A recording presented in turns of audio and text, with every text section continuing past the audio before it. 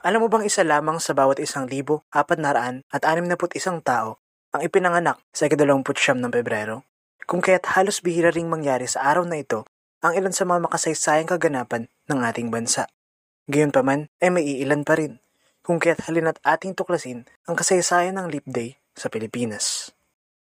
Sa panahon ng pamahalaang Espanyol, ipinanganak si Roman Basa noong February 29, 1848 sa San Roque de Cavite, ang kasalukuyang lungsod ng Cavite. Si Roman kalaunan ay naging isa sa mga miyembro ng La Liga Filipina at nang mabuwag ay naging opisyal siyang kasapi ng Katipunan sa ilalim ng Pangalang Liwanag noong 1892. Kalaunan, nagsilbi siya bilang pangalawang supremo ng Katipunan. Nang madiskubre ang kilusan noong 1896, kasama si Roman sa mga naaresto at hinatulan ng kamatayan gamit ang pagbaril noong February 6, 1897 sa Bagong Bayan sa Manila. Sa panahon naman ng pamahalang Amerikano, nailoklok si Theodore Roosevelt Jr.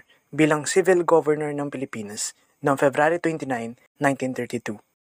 Siya ang ikasampung Civil Governor ng Pilipinas at nailoklok bago ang huling gobernador ng bansa na si Frank Murphy bago itatag ang Commonwealth ng Pilipinas noong 1935. Si Roosevelt ay isang negosyante, general at ang anak ni dating US President Theodore Roosevelt.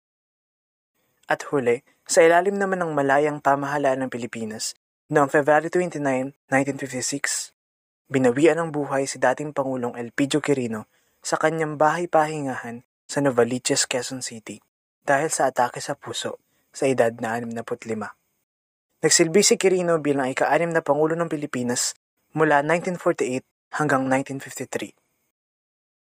At iyon ang bawat makasaysayang kaganapan sa ating bansa sa 29 na araw ng Pebrero ng bawat leap year.